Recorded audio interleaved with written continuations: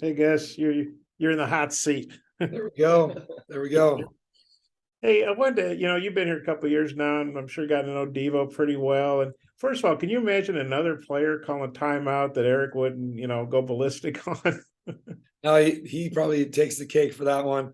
Sorry, I lost my voice a little bit the last couple of games. It's been a little bit those were must wins, as coach has been saying. So we've been going wild. But Devo has the utmost respect from the staff. There's a trust with coach and Devo that I think with the years that they've had together and the career that he's had, he's earned that trust at times. We've had a couple players that I've been around, probably the Martin twins and guys like that at Nevada, and probably last year JD and Jay Will probably would have got away with that, but not many. But I think that Devo has a great pulse on our team and has a great connection with Coach Muss and the staff.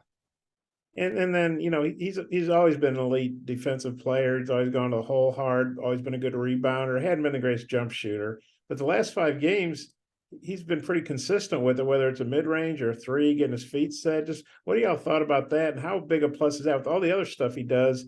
If he can consistently knock down perimeter shots, I mean, there's really no holes in his game that I can think of. Yeah, he's stepped up and took on every perimeter challenge that we've given him throughout the year, and he continues to get better defensively as well. That's one thing. Sometimes as the season goes, players start to get a little bit run down and tired, and his energy has gone through the roof. And then I think on the offensive side, he's taken really quality shots. He's not forcing. He's taking what the defense is giving him, and he's putting in a lot of work.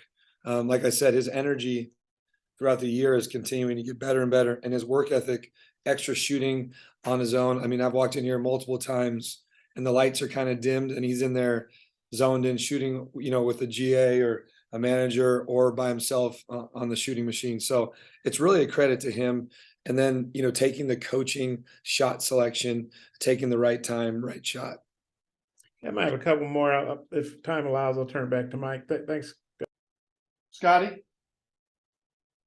Yeah, Gus, you look at some of the numbers for you guys in Baylor, y'all are top 15 defense efficiency wise. I think Baylor's second in offensive efficiency. I'm curious what you make of that matchup. It's obviously a pretty big opportunity for you guys. It's a huge opportunity, and we have great respect for the program, for the team, for their staff. Big thing, obviously, is they're unbelievable on offense right now. Their efficiency, like you said, they shoot the three as good as any team will play. They get to the free throw line as good as any team will play. They offensive rebound as good as any team. So those are three areas that we have to be dialed into. For us offensively, the one thing we have to do is we have to run. I think that we have to, create points out of our transition scores. We call them hidden points. Where can we score that maybe doesn't pop up in the box score? Their ability to shoot the three is really, really dangerous. They have three elite guards, and then you have Bridges that can knock down a three. So we're going to have to be really dialed in. Teams that have shot the three extremely well have hurt us a little bit this year, so we can't get them or allow them to get two or three off in a row. We have to make them play inside the arc as much as possible, which is really hard to do because they run great action. You can't fall asleep off the ball. And then they're really good in the pick and roll. So, and as a passing team, they're quality. But the ball, scores for them. If you watch the Kansas game, they did a great job of isoing and shooting tough shots on good defenders. So our defense is going to have to be elite. And then offensively, they do foul a lot if you look at their statistics. So we have to get to the free throw line. We have to run in transition. We can't let our offense just be in the half court. If you're able to, I guess, run them off the 3-point line, they get to the rim, they might be running into Makai. We just talked to him. I'm curious what you've seen in terms of his development, I guess, from maybe where he was early in the season to a guy now that, you don't particularly want to take off the floor that much. There's no doubt he's become one of our most reliable players. I think for every transfer, there's just this time period that goes on that you have to adjust to this new program and what coach wants and what are the pet peeves of the staff and how do we really play. I think that, once we got into SEC play, it's really hard to get Kai off the floor because he helps so many other people defensively. He gets his hands on loose balls. He's so active. He's athletic. I think one thing that's been awesome is how hard both he and Kel have worked in practice. You can't, walk off the floor and not see them, dripping sweat, and, they're hard, tough-nosed guys. And I think their play, because of their practice, consistency has really improved. But I think Kai's having a great year, and we would even like him, to finish even better around the rim. And he's working on his post moves constantly, but I think that's an area, his free throw shooting, his, continuing to, I know he's 1 for 1 from 3, but continue to work on that piece of his game. Not that that's what we want him to focus on, but we want him to be able to complete, his catch and finishes and get more and ones, to help our assist rate and also his finishing. Curtis? Hey, Gus, I know every game is a little bit different, but I'm curious, what do you think the key is for these guys to get over the hump and close one out on the road? I mean, are there any common themes that have stood out in any of these games that have slipped away? Yeah, I think for sure finishing the game the right way. I think that that's been a common theme, and it is a common theme, for coaches' teams in the past that I've been a part of, and this is my 4th one. At the end of games, and you all know it because you've watched all these games, there's 4 or 5 minutes left, and it's a 1 possession game majority of the time, and then somebody either breaks it open, but finishing the game the right way. So what does that mean? It means not having careless turnovers to end a game. At the our last road game was Missouri, getting a defensive rebound off a free throw and not turning it over, getting a shot on goal, getting the right shot, the right person the ball that's playing the best that night. And I think that that's part of our growth. And we're not where we want to be. So I do think that's an exciting piece, is that we haven't really got that done yet, at the level we need to. We're doing it better at home right now. But again, on the road, it's just another level of focus, shot selection, game management, time management, and then defensively, digging your heels in and getting big defensive rebounds, and not letting the game affect your emotions. I think you've seen us at times getting a little bit overexcited, a little bit overly down. You got to stay confident with what our game plan is, and then just allowing coach to put everybody in the right spot and just let the game play out, and not beat yourself.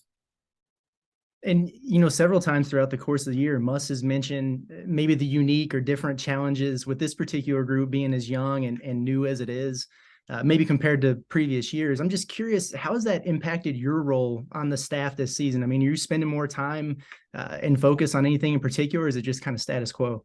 No, I think all of us are. I think that watching, game by game, every game with, whether it's Anthony Black, who comes in and watches it with me, sitting down and watching each possession, not just a clip of 15 possessions, but really seeing, the clock management. Well, you could have started 2 seconds later on this end of half possession, or, why did you go for this? Were you thinking of a 2 for 1? Trying to ask those questions back and forth, and then reminding him, hey, we were in this position when we were at Auburn coming out of a timeout, or at LSU. And you saw from game to game, I've already seen it, a growth in that. I think that even the little things, like, and we take it for granted, but, are we huddling every single time? Like last game, we had a total breakdown off of a free throw where Hannibal had a wide open layup, essentially. Luckily, we ran back and, we're able to cut him off. But like, that was a lack of a huddle, which, if that's the end of a 5-minute, last 5 minutes of game, that could have been a layup that could have lost us the game. So we're constantly talking about those little things. And I think that, Devo's done a great job of reminding the guys to focus on their matchups, to make sure we stop the ball, to keep everything, pretty simple. And I think that from game to game, we're seeing improvements. I know sometimes for all of us, we want it to be these huge jumps, but hopefully right now, and at the end of January and going into February, which is totally winning time, we're going to start seeing these dividends pay off. Bob?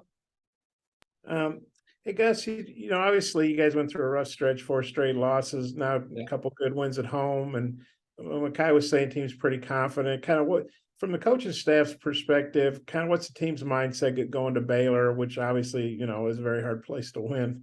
I think they're really excited when you have the opportunity to play in this challenge with 2 of the best leagues in America, 2 of the best programs, in our opinion, to play. I mean, how could you not be excited? We have a lot of guys, obviously, that are from Texas too. I think that adds to it. There's, these 2 teams played, a couple years back in a huge game in the NCAA tournament. So there is a history, and our guys love the challenge. And again, I think it's something that they're really looking forward to. This is going to be like an NCAA tournament type game. So how could you not be? I know as a staff, we're really excited about the challenge. And again, it's another barometer to see where we're at. Not like the SEC doesn't give us a lot of those barometers, having played, Auburn, Alabama, and all these teams that are, Missouri that are ranked in the top 25. But this is a game that you don't often get to play. And, we need to play well on the road. That's an area that we have to improve. And so this is, no better place to start than doing it, at Baylor, which will be a crazy crowd and a great opportunity. Yeah, hope Mikel's feeling better, but before he got hurt, he was playing more minutes, and I know it means a lot to Makai to see his brother do well. What do you think about those two guys as how they've, I guess, transitioned to Arkansas? And I know you guys kind of recruit from a team standpoint with the staff. Just what do you remember about their recruiting? And Makai said they were a package deal. If you want, we can't just take one. You got to take them both. There you go. Well, that's a good thing. That was a good thing for us. I think that was something that, when you lose Jalen Williams, who's in our opinion one of the better defenders you can have at that spot, you need to try to bring in, you can't ever duplicate a player like that with his ability to take charges, but somebody else that can stop the ball at the rim, and they were both elite transfer defenders. So we've coached twins before, and there is an uncanny special type of connection that they have. Like if Cal gets hurt on the floor, you almost feel like Kai's feeling it. Like what was it, Arnold Schwarzenegger and Danny DeVito twins back in the day, right? The movie. But they have that connection. And I do think that our team really enjoys playing with them on the floor. There's a toughness that both of them bring. They have a great spirit. I think they've really improved.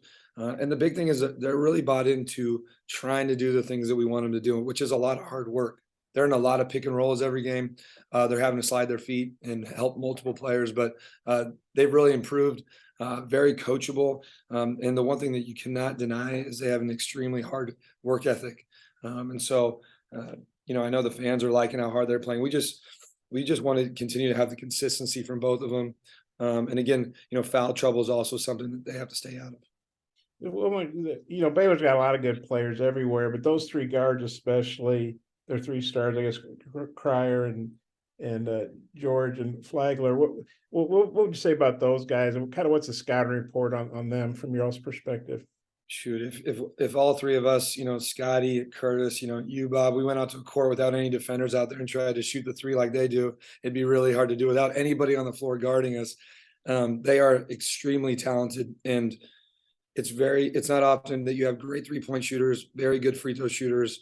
Cryer doesn't get to the free throw line as much as the other two, but their ability to get to the free throw line, all three of them can score at all three levels. So you have to be at high alert. I thought the one thing that stood out the most in their last game was their ability to shoot over defenders, somebody standing in front of them, and not just catch and shoot shots off the bounce from three. So again, our hands are going to be full. It's going to be a game where you can't just have one, defender guarding this game. It's going to have to be all of our perimeter players. And we're going to have two other guys helping on pin downs, baseline screens, pick and roll action. So we're going to have to be dialed in. And the one thing they do is they can lull you to sleep.